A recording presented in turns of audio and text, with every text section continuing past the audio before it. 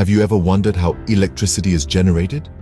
It's all about the magic of electromagnetic induction. This intriguing phenomenon refers to the production of an electromotive force, or EMF, in a conductor when it's exposed to a fluctuating magnetic field.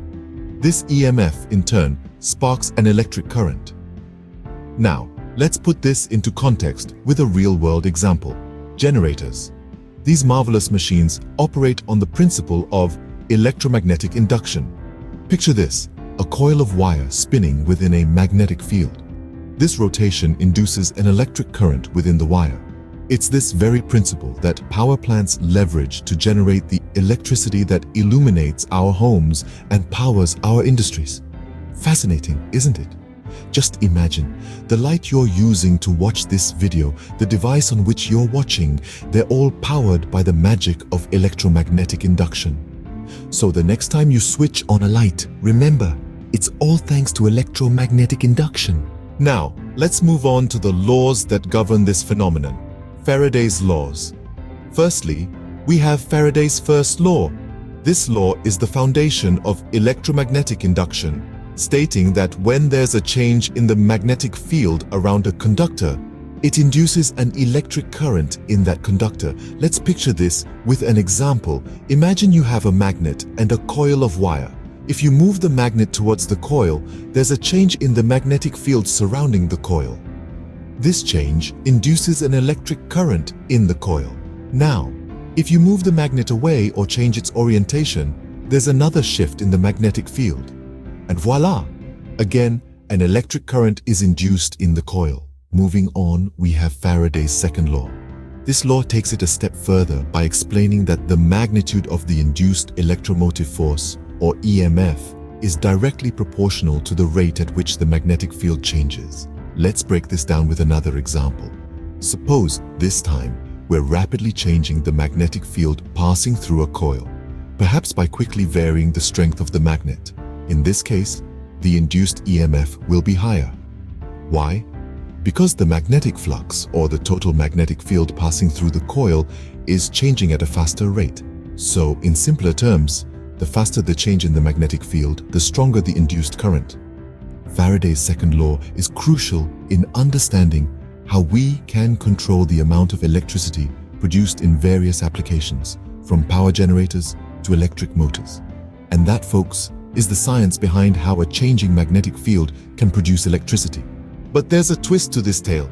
Enter Lenz's law.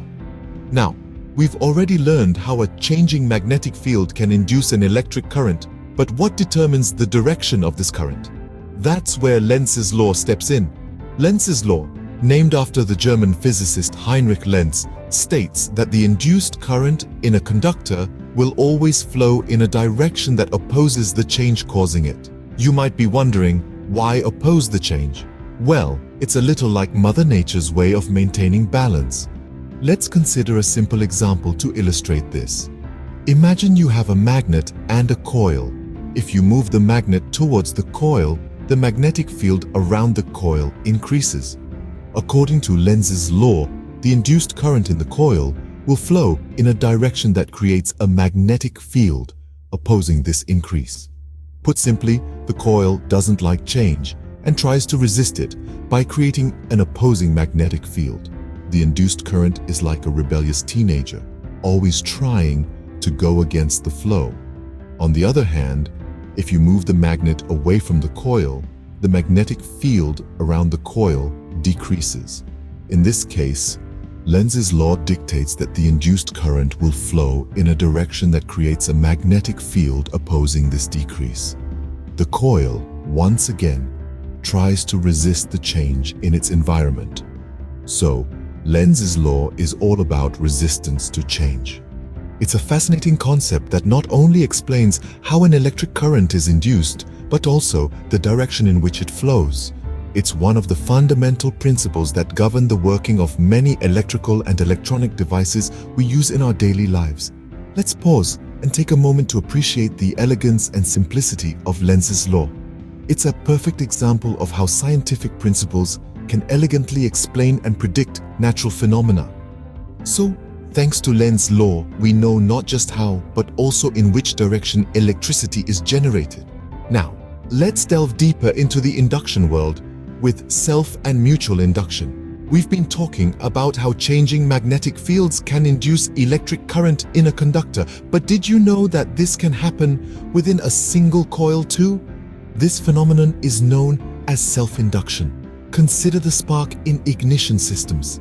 Imagine you've been driving your car and decide to turn off the ignition. As the current in the coil is switched off rapidly, the magnetic field around it collapses. This rapid change induces an electromotive force, or EMF, in the coil itself.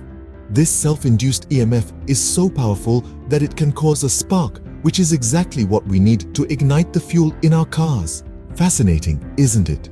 Now, if we've understood self-induction, let's move on to mutual induction. Mutual induction is a bit like a conversation between two coils. When the current in one coil changes, it induces a current in a nearby coil. This is a key principle in many devices we rely on daily, such as transformers. Transformers play a crucial role in our electrical power distribution systems.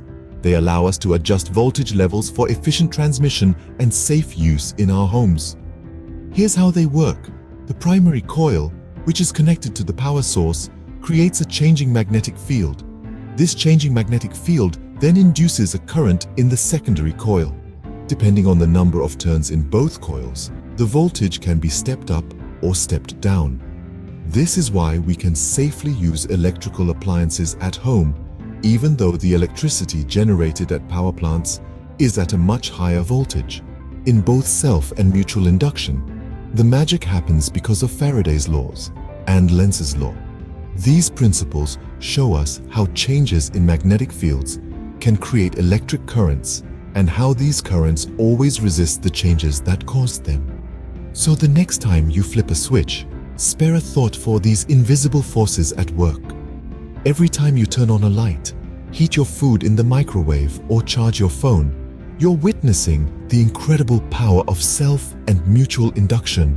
These principles, along with Faraday's laws and Lenz's law, are the unsung heroes behind our modern electrical world. And that's how electricity is transferred and converted, all thanks to self and mutual induction. So we've journeyed through the fascinating world of electromagnetic induction. We've unraveled the mystery of how a changing magnetic field can generate an electric current in a conductor, a phenomenon we call electromagnetic induction. We've seen this principle in action in our everyday life, such as when we use electricity generated by power plants. These plants harness the power of electromagnetic induction by rotating a coil of wire within a magnetic field, a clear demonstration of science at work in our daily lives. We've also dived into Faraday's laws, which govern this intriguing process. Faraday's first law told us that a changing magnetic field will induce an electric current in a conductor. We've seen this in action when we moved a magnet towards a coil, and voila, current was induced. Faraday's second law then refined this further, explaining that the magnitude of this induced current is directly proportional to the rate of change of the magnetic field. So, the faster we change the magnetic field, the higher the induced current. Then there was Lenz's law, the law of opposition. This law told us that the induced current will always flow in a direction that opposes the change causing it. We saw this in action when we moved a magnet towards a coil, and the induced current created a magnetic field that resisted this change. Finally, we explored the concepts of self-induction and mutual induction.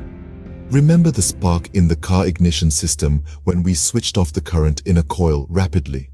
That was self-induction at work, where a change in current in a coil induces an EMF in the coil itself. And the way transformers work, with a changing current in one coil inducing a current in another coil, that's mutual induction. So, electromagnetic induction, Faraday's laws, Lenz's law, and self-mutual induction are not just abstract concepts. They're real, tangible phenomena that power our daily lives, from lighting up our homes to powering our vehicles. Next time you see a light bulb, remember the science that lights it up. Until next time, keep wondering and keep learning.